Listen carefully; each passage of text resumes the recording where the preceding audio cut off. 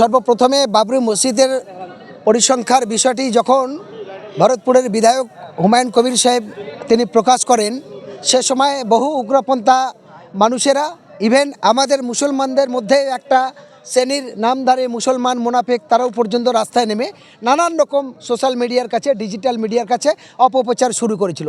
ঠিক তথাকথিত সেই সময় একমাত্র আমি হোসেন গাজী মানবাধিকার কর্মী হিসেবে প্রথমেই আমি সোচ্চার হয়ে বলেছিলাম, হুমায়ুন কবির সাহেব যে কথাটি করছে, আমি কলকাতা থেকে সর্বশক্তি নিয়ে তানার পাশে আছি, তানার সাথে আছি, সর্বশক্তি নিয়ে আমি তার পাশে থাকব। কারণ আমার দেশের সংবিধান আমার রাইট দিয়েছে, আমার মসজিদ কেমন হবে, আমার মাদ্রাসা কেমন হবে, আমার কমিউনিটি কেমন চলবে, সেই অথরিটি রাইটটা আমরা মুসলমান লড়াই করে, যুদ্ধ করে, টন টন রক্ত দিয়ে তবে দেশ স্বাধীন করেছি।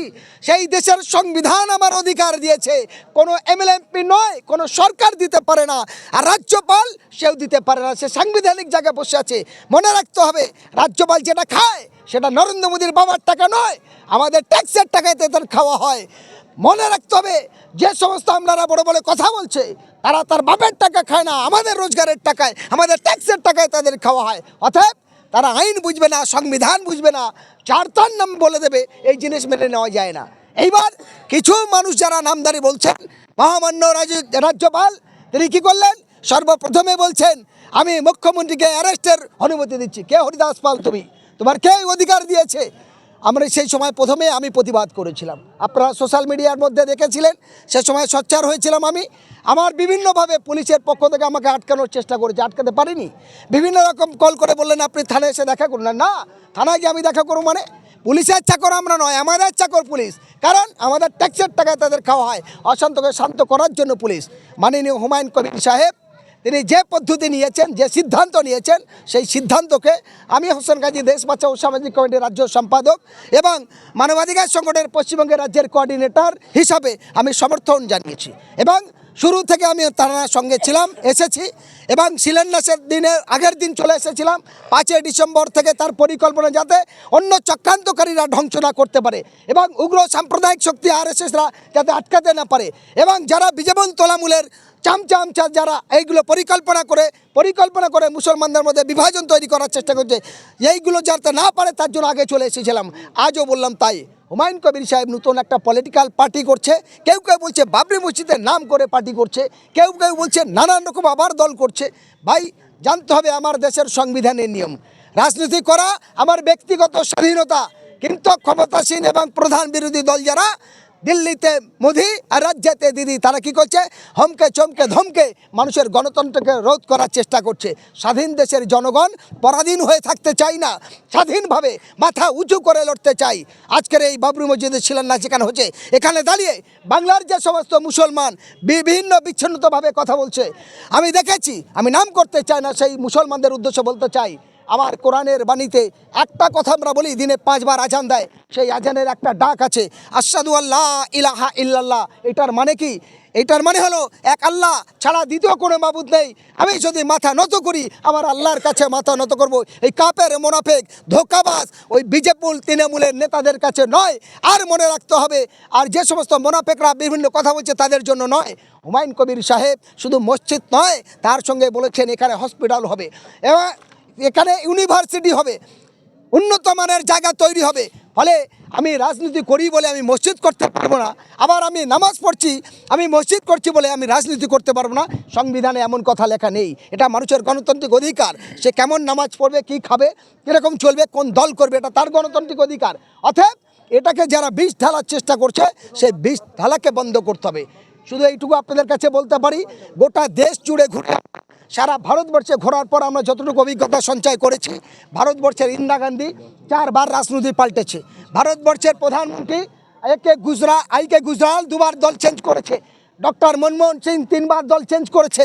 ভারতবর্ষে পিভি নরসিংহ রাও 3 বার দল চেঞ্জ করেছে। জ্যোতি বসু 3 বার দল চেঞ্জ করেছে। প্রণব মুখার্জি 4 বার দল চেঞ্জ করেছে। ভারতবর্ষের ইতিহাসে মমতা ব্যানার্জি 3 বার দল চেঞ্জ করেছে। 20 বছর বিজেপির সঙ্গে ঘর সংসার করেছে। ইভেন এখনও পর্যন্ত বিজেপির সঙ্গে ঘর সংসার করতে বলেই দিদি আর ভাইপো এখনও বেঁচে আছে, নাহলে তাদের জেলের হাজতে বাস করতে হতো। কারণ কয়েক হাজার কোটি টাকার মালিক কোত্থেকে হয়েছে। টালির বাড়ি থেকে অভিষেকের বাড়িতে 3.5 লক্ষ কোটি টাকার চলমান সিঁড়ি হতে পারে না। মনে রাখতে হবে এগুলো। ফলে তারা কেন এটা দেখছে, তারা বুঝাচ্ছে যে এই মুহূর্তে পশ্চিমবঙ্গ নয়, ভারতবর্ষ নয়, সারা বিশ্বে এই বাবরি মসজিদের এফেক্টটা পড়েছে। তিনি যে হসপিটাল এবং কলেজ করবে বলেছেন, তার মধ্যে গোটা মানুষের মধ্যে মানবতা জেগেছে। শুধু মুসলমান নয়, অনেক দলিত, অনেক হিন্দু, অনেক আদিবাসী, অনেক শিখ, অনেক খ্রিস্টান এই সাহায্যের জন্য হাত বাড়িয়ে দিয়ে এগিয়ে আসতে সাহায্য করতে চেয়েছেন। এবং সারা বিশ্বে জুড়ে হুমায়ুন কবির একটা ব্যান্ড তৈরি হয়েছে। এই কারণেই আমাদের কিছু ক্যান্সারের থেকে ভয়ঙ্করী রোগ হলো হিংসা। আমাদের সমাজের কিছু শ্রেণীর মানুষ আছে যারা হিংসা করে এটাকে তারা আটকানোর চেষ্টা করছে। ফলে সেই কথাটা মনে রাখতে হবে যে তাদের জ্বালা যন্ত্রণাটা কোথায়। তাদের যন্ত্রণাটা এখানে যে আমি কিছু করতে পারছি না, আরেকজন করবে, সেটাকে আমার আটকাতে হবে। মনে রাখতে হবে আমাদের দেশে যখন নবাব সিরাজদৌলতকে ধরিয়ে দিয়েছিলেন, সেটাও কিন্তু একজন মুসলমান। তাকে বলেছিল টাকার পাহাড় দেব, সোনার মটুক দেব, তোমার রাজ্যের অর্ধেক ভাগ দেব। তারপরে ইংরেজ ব্রিটিশরা বলেছিল, ওরে হে বেঈমান, তুই যদি যার খেয়ে পরে বড় হয়েছিস তাকে যদি ধরে দিস, তাহলে আমাকেও তুই লুভিয়ে আগুনে ফেলে দিবি, তাই তোর মতো কাপুরুষকে বাঁচানো যাবে না। ঠিক তদারবি তাই আমরা যদি দা এবং কুড়ুল দিয়ে একটা কাঠ কাটতে চাই, ওই কাঠের ভিতর দিয়ে গাছের মধ্যে দিয়ে আওয়াজ আছে, ওরে কুড়ুল লোহা, তুই যত ধার হোস, তোর শক্তি নেই, তুই আমার কাটবি। মানে আমার একটা স্বদেশী ভাইকে তোকে ব্যবহার করতে হবে। অর্থাৎ ওই কুড়ুল এবং দার বাটটা হয় কি জানেন, সেটা কাঠ। অর্থাৎ মুসলমানকে ভাঙানোর জন্য কিছু মোনাফেক মুসলমানকে সামনে রেখে দেবে, যেমন সিদ্দিকুল্লাহ চৌধুরী আছে, যেমন মমতাজুল আছে, ইত্যাদি এরকম ধরনের অনেক মুসলমান থাকবে। এই কথার পরোয়া করবেন না। আমি আপনাদের মাধ্যমে মুর্শিদাবাদবাসীর কাছে, গোটা বাংলাবাসীর কাছে একটাই অনুরোধ করতে চাই। আমি ছোট্ট থেকে খুব 2003 সাল থেকে সোশ্যাল ওয়ার্কার হিসাবে, মানবাধিকার কর্মী হিসাবে গোটা ভারতবর্ষের বিভিন্ন প্রান্তে, বিভিন্ন রাজ্যে গিয়েছি। এই যন্ত্রণা সহ্য করতে পারছি না। আজ মুসলমান যারা স্বাধীনতায় অংশগ্রহণ করেছিল, যারা এই স্বাধীনতার টন টন রক্ত দিয়ে এই দেশের হিন্দু মুসলমানের মিলন তিথি করেছিল, আর সেই সংবিধানকে কলঙ্কিত করে রাজনৈতিক স্বার্থ চরিত্র মানুষেরা মুসলমানকে পদদুলি করতে চাইছে। আপনার কাছে ছোট্ট একটা বার্তা দিই, কাদেরকে ভোট দিয়ে আমরা জেতাবো, কেন হুমায়ুন কবির দল করবে না, সেই ব্যাখ্যা যদি বলেন, আমি অন ক্যামেরায় আপনাদের বলছি, বিশ্বাস করেছিলাম কংগ্রেসকে, বিশ্বাস করেছিলাম সিপিএমকে, বিশ্বাস করেছিলাম তৃণমূল সরকারকে। কি করেছে আজকের তারা? আজকে সবথেকে বড় কথা, আজ সংখ্যালঘুরা পদদুলি, যারা টন টন চাঁদা দিয়ে, রক্ত দিয়ে, জীবন দিয়ে দেশ স্বাধীনতা ভূমিকা নিয়েছে, আজ তাদের অবস্থা কি? তারা এই দেশের ভিখারি। কর্মস্থান, শিক্ষা, স্বাস্থ্য সমস্ত জায়গায় পিছিয়ে কারা? লাঞ্ছিত, বঞ্চিত, নিপীড়িত কারা? মুসলমানরা। আজ মুসলমানদের পশ্চিমবঙ্গে অসংখ্য এমএলএ আছে, এমপি আছে।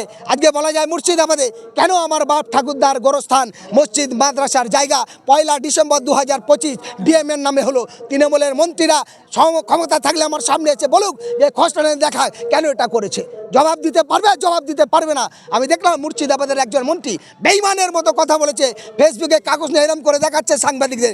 আমি ওকে চ্যালেঞ্জ করলাম, আপনার কপিটা পাঠান, আমি দেখতে চাই আপনার কপিটা সঠিক না কাগজটা ভুয়া দেখাচ্ছেন, দেখান। যদি তাই হয় তাহলে 1 ডিসেম্বর কেন ডিএমের নামে হলো এটা জবাব দিন। 1 নম্বর খতিয়ানে বাকি মসজিদগুলো, গোরস্থানগুলো কেন রেজিস্ট্রেশন করতে বলছেন, জবাব দিন। এবং এতদিন পর্যন্ত আটকে রেখে 26শে নভেম্বর 2025 কেন মুখ্যমন্ত্রী ঘোষণা করলো যেগুলো এই উমিদ কোটালে আপনার রেজিস্ট্রেশন করতে হবে, এবং 5 ডিসেম্বর মাত্র 9 দিনের মধ্যে একটা ছেলের একটা বিয়ে বা একটা স্কুলের ভর্তি সঠিকভাবে করা যায় না, আর 9 দিনের মধ্যে সমস্ত রেজিস্ট্রেশন করা সম্ভব নয়। পশ্চিমবঙ্গে আমরা 3.5 কোটি মুসলমান আছি। অসংখ্য রেল এবং বিমানের পর তৃতীয় প্রপার্টি হলো ওয়াকফ, সেই ওয়াকফ নিয়ে শেষ করছে। ফলে আমি আপনাদের বলবো, বিভিন্ন বিভ্রান্ত যাবেন না। বাকি যে বলুক, সে আইএসএফ হতে পারে, এমআইএম হতে পারে, আদার্স দল হতে পারে, আলোচনা ভিত্তি পরে প্রস্তাব হবে। এখন একটাই আবেদন আপনাদের কাছে, এই মুহূর্তে হুমায়ুন সাহেবের নেতৃত্বে যেভাবে তৈরি হয়েছে, আপনারা যেভাবে সাড়া দিয়েছেন, সারা বাংলার মানুষের কাছে একটাই আবেদন। আমি হোসেন গাজী মহারাষ্ট্রে দেখেছি, আমি ইউপি দেখেছি, গুজরাট দেখেছি, মণিপুর দেখেছি, ত্রিপুরায় দেখেছি, আসাম দেখেছি, লাগাতারভাবে গোটা দেশ জুড়ে হাহাকার। আজ এখানকার বাঙালিরা, হিন্দু মুসলমান, তারা উড়িষ্যা, ত্রিপুরা সহ ভারতবর্ষের বিভিন্ন প্রান্ত থেকে তাদের জীবন যাচ্ছে। তারা কটা শিল্প করেছে, তাদের কর্মস্থানের ব্যবস্থা কি করেছে? বলছে লক্ষ্মী ভাড় দিচ্ছি, বলছে কি আমরা যুবশ্রী, কন্যাশ্রী দিচ্ছি, বলছে কি আমরা কলাশ্রী দিচ্ছি। ভাই ভিক্ষা আর সাদগা